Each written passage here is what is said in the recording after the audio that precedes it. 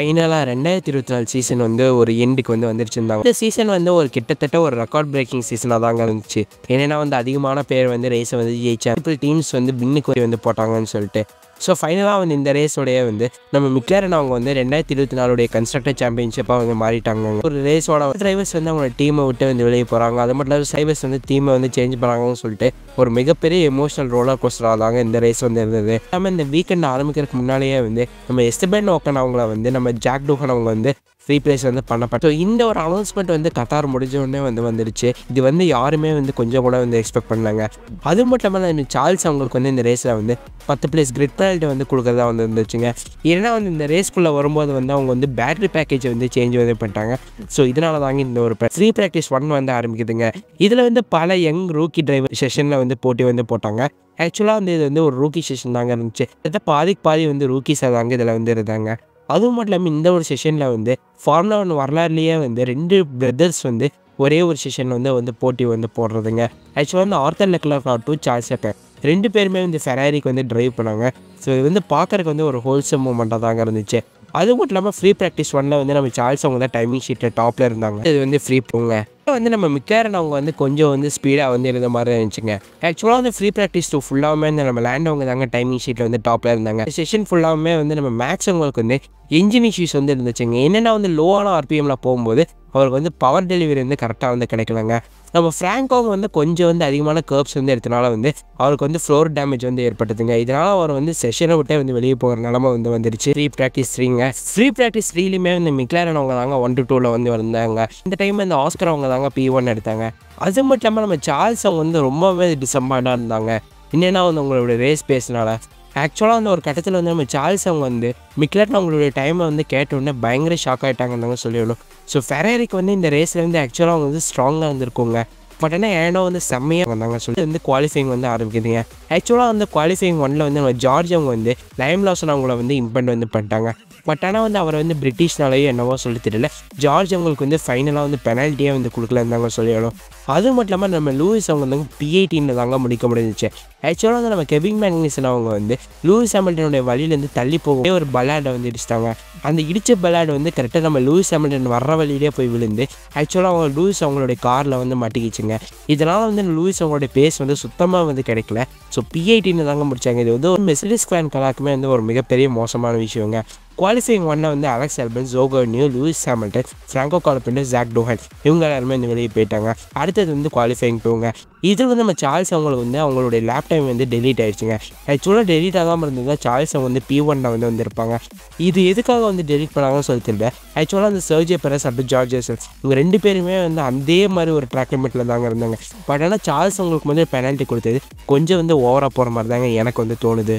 2ல் யூகி ஷிரோடோ, Liam Lawson, Lance Stroll, Charles Leclerc அப்புறம் கெவின் மேக்னிசன் இவங்க எல்லாருமே வெளியே போயிட்டாங்க. அடுத்தது குவாலிஃபைங் 3ங்க.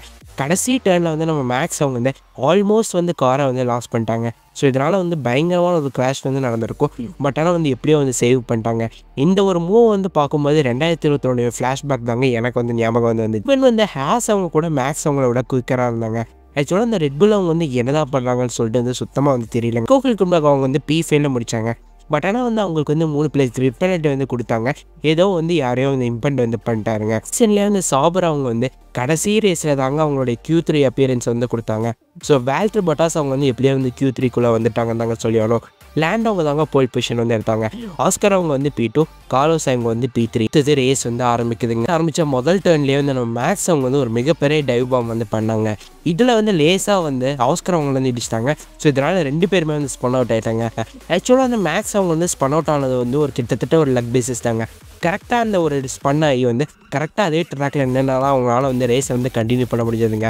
பட் ஏன்னா ஆஸ்கர் அவங்க ட்ராக் விட்டு வெளியே போனாலும் ட்ராக்கை மறுபடியும் ஜாயின் பண்ணும்போது கடைசியாக தாங்க ஜாயின் பண்ணாங்க. லேப்பில் நம்ம வேல்டர் பொட்டாஸ் அவங்க டைவ் பாம் பண்ணி நம்ம சர்ஜியோ பெரஸ் அவங்க இடிச்சிட்டாங்க. அதனால் சர்ஜியோ பெரஸ் அவங்க ஸ்பன் அவுட் ஆகிட்டாங்க. இதனால் அவங்களுக்கு கியர் பாக்ஸ் டேமேஜுமே ஏற்பட்டுதுங்க. ஸோ சர்ஜியோ பெரஸ்னால இன்னும் ரேஸை கண்டினியூ பண்ண முடியாமல் ட்ராக் ஓரத்தில் நேரமே ஆகிட்டாங்க. ஸோ இதனால் ஒரு வர்ச்சுவல் சேஃப்டி காருமே டெப்ளை பண்ணி அப்புறமா வர்ச்சுவல் சேஃப்டி கார் எல்லாம் முடிஞ்சதுக்கு அப்புறமா ரீஸ்டார்ட் பண்ணும்போது நம்ம ஆஸ்கர் P3 அவங்க ஃப்ராங்கோ கார்பெண்டர் அவங்களோட பின்னால் போய் ஒரே ஒரு இடிச்சிட்டாங்க. ஸோ இதனால் வந்து நம்ம ஃப்ராங்கோ கால்பன் அவங்களுக்கு வந்து பஞ்சருமே வந்து ஏற்பட்டது. 2 நோர்ஸ் அவங்களுக்கு வந்து எந்த ஒரு டேமேஜுமே இல்லைனாலுமே வந்து மெக்லாரன் அவங்க வந்து அவங்கள வந்து ஹார்ட் டயர்ஸ்க்கு வந்து மாற்றிட்டாங்க. ஸோ ஆக்சுவலாக வந்து மேக்ஸ் அவங்க வந்து ஆஸ்கர் அவங்களை இடித்ததுக்காக ஒரு 10 செகண்ட் டைம் பெனல்ட்டி வந்து கொடுத்தாங்க. ரேஸ் ரீஸ்டார்ட் அப்பமா வந்து நம்ம ஆஸ்கர் அவங்க வந்து ஃப்ராங்க்ல அவங்களை இடித்ததுக்காக ஆஸ்கர் அவங்களுக்கு ஒரு 10 செகண்ட் டைம் பெனல்ட்டி வந்து கொடுத்தாங்க. வந்து கொஞ்சம் வந்து இந்த ரேஸில் வந்து ஒரு ப்ரெஷரில் வந்து இருந்தாங்கன்னு தாங்க சொல்லணும். இந்த எல்லா ஒரு ஃபஸ்ட் லேப் இன்சிடென்ட்னாலையுமே வந்து நம்ம சார்ல்ஸ் அவங்க வந்து எப்படியோ வந்து P19லேருந்து P10குள்ளே வந்துட்டாங்க. ஸோ அது வந்து ரொம்பவுமே ஒரு மிகப்பெரிய விஷயங்க. நம்ம கார்லோஸ் சைன்ஸ் அவங்களுக்கு வந்து ரேஸ் ஃபுல்லாகவுமே வந்து பேஸ் வந்து சரியாக வந்து கிடைக்கலங்க.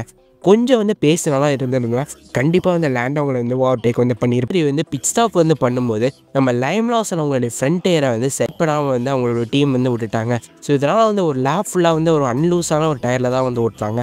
இதுக்காக நம்ம லைம் லாசன் அவங்களுக்கு வந்து 10 second stop and go penalty வந்து கொடுத்தாங்க. இது வந்து என்னதான் ஹார்ஷாக இருந்தாலுமே வந்து இது வந்து ஒரு டீமுக்கு வந்து ரிமைண்டருங்க. இந்த மாதிரி வந்து தப்பு வந்து பண்ணக்கூடாதுன்னு சொல்லிட்டு நம்ம எல்லாருமே வந்து பிட்ஸ்குள்ளே வந்து வந்தாங்க. ஸோ இதனாலேயே வந்து நம்ம சார்ல்ஸ் அவங்க வந்து எப்படியோ வந்து டாப் 4குள்ளே வந்து போயிட்டாங்க.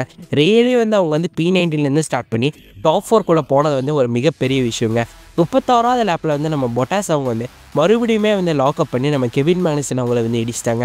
இதனால் வந்து 2 பேருக்குமே வந்து மிகப்பெரிய டேமேஜ். கெவின் மேக்னஸன் அவங்க வந்து ஸ்பன் அவுட் ஆகிட்டாங்க. நம்ம வேல்ட்ரி பொட்டாஸ் அவங்களுக்கு வந்து அந்த ரிமூவ் விட்டு தனியாக வந்து கழிண்டே வந்து வந்துருச்சுங்க. இதனால் வந்து 2 பேருமே வந்து ரிட்டையர் ஆகிற நிலமை வந்து நம்ம ஆஸ்கர் பிஎஸ்டி அவங்க வந்து அலோன்ஸ் அவங்களுக்கு பின்னால் வந்து பயங்கரமாக வந்து மாட்டிக்கிட்டாங்க. ஆக்சுவலாக அலோன்ஸ் அவங்க கிளாரை வந்து பிளேஸ் பண்ணுறத மிகப்பெரிய திறமைசாலி. ஸோ ஆஸ்கர் அவங்களால வந்து என்னதான் வந்து ட்ரை பண்ணாலுமே வந்து ஓவர்டேக்கே வந்து பண்ண முடியறாங்க. இந்த ரேஸ் ஃபுல்லாமே இந்த நம்ம லூயிஸ் ஹாமில்டன் அவங்க வந்து உங்களோட டயரை வந்து ரொம்ப நல்லாவே வந்து பார்த்துக்கிட்டாருங்க. ஸோ இதனால் வந்து எல்லாரையும் விட லேட்டாக தான் அவர் வந்து பிட் ஸ்டாப்குள்ளேயுமே வந்து இருந்தார். ஈவன் வந்து நம்ம போனா அவங்க கூட ரேடியோவில் வந்து சொன்னாங்க, இதே மாதிரி பேச வந்து கண்டினியூ பண்ணினா நீ கண்டிப்பாக வந்து போடியமில் இருப்பேன்னு சொல்லிட்டு. என்னதான் வந்து போடியம் பிளேஸ் வந்து கிடைக்கலனாலுமே வந்து ஒரு நல்ல ஒரு பொசிஷன் தாங்க நம்ம லூயிஸ் ஹாமில்டன் அவங்களுக்கு வந்து ரேஸில் வந்து கிடைச்சது. 46வது லேப்பில் வந்து நம்ம ஆஸ்கர் பேசுகிறவங்க வந்து பாயிண்ட் எடுக்கணுங்கிற ப்ரெஷரில் வந்து நம்ம யூகேஷன் அவங்களுக்கு வந்து ரொம்ப க்ளோஸாக வந்து போயிட்டாங்க. ஸோ இதனால் வந்து இந்த டர்ட்டி ஏரில் மட்டும் மிகப்பெரிய ஸ்லாப் ஆல்மோஸ்ட் வந்து கிராஷ் வந்து ஆயிருக்கணுங்க. பட் ஆனால் எப்படியோ வந்து தப்பிச்சிட்டாருங்க. இந்த கடைசியாக வந்து நம்ம லூயிஸ் ஹாமில்டன் அவங்க வந்து ஜார்ஜ் ரசலோடைய கேப்பை வந்து க்ளோஸ் பண்ணிகிட்டே இருந்தாங்க. ஸோ கடைசி லேப்பில் வந்து ஃபைனலாக ஜார்ஜ் ரசல் டேக் வந்து பண்ணி P4குள்ளே வந்து எப்படியோ வந்து வந்துட்டார். ஃபைனலாக வந்து இந்த ரேஸை வந்து லேண்ட் அவங்க தாங்க ஜெயிச்சாங்க. கார்லோஸ் சைன்ஸ் அவங்க வந்து P2, சார்ல்ஸ் லெக்லர்க் வந்து P3ங்க, லூயிஸ் ஹாமில்டன் அவங்க வந்து P4, ஜார்ஜ் ரசல் வந்து P5ங்க, மேக்ஸ் அவங்க வந்து P6ங்க, பியரி கேஸ்லி அவங்க வந்து P7, நிக்கோ ஹுல்கன்பர்க் வந்து P8ங்க, அலான்ஸ் அவங்க வந்து P9, ஆஸ்கர் பேஸ்ட்ரி அவங்க வந்து P10ங்க. லூயிஸ் அவங்களும் ஜோ அவங்களுமே வந்து ரேஸ் முடிஞ்சதுக்கு அப்புறமா வந்து டோனட்ஸ் வந்து பண்ணாங்க. நம்ம லூயிஸ் அவங்க வந்து மெயினான ஸ்ட்ரைட்டில் வந்து பண்ணாங்க. பட் ஆனால் ஜோ அவங்க வந்து ஏதோ ஒரு கிராண்ட் ஸ்டாண்ட்னால பண்ணாங்க. ஸோ அது பார்க்குறக்கு வந்து கொஞ்சம் வந்து வருத்தமாக தாங்க இருந்துச்சு. அது மட்டும் இல்லாமல் இந்த ரேஸ் வந்து பல டிரைவர்ஸ்க்கு வந்து ஒரு எமோஷனலான ஒன்றுங்க. என்னென்னா வந்து கெவின் மேக்னஸன் ஆகட்டும், வேல்ட்ரி பொட்டாஸ், சர்ஜியோ பெரஸ்ன்னு சொல்லிட்டு பல பேருடைய ஃப்யூச்சர் வந்து அன்செட்டில்டாக தாங்க இருக்குது. அடுத்தவங்களோடைய ஃப்யூச்சர் எல்லாம் என்னன்னு சொல்லிட்டு நினைக்கும் போது கொஞ்சம் வந்து வருத்தமாக தாங்க இருக்குது. போஸ்ட் சீசன் டெஸ்டிங் பற்றி ஏதாவது இன்ஃபர்மேஷன் கிடைச்சா நான் கண்டிப்பாக வந்து ஒரு வீடியோ வந்து மேக் பண்ணுறாங்க. ஸோ ஃபைனலாக வந்து 2024 சீசன் வந்து ஒரு முடிவுக்கு வந்து வந்துருச்சு. வீடியோவில் வந்து நான் வந்து கொஞ்சம் வந்து வளர்ந்து மன்னிச்சுக்கோங்க. எனக்கு லைட்டாக வந்து கோல்டாக இருக்குது. ஸோ அதனால் சரியாக வந்து பேச முடியலைங்க.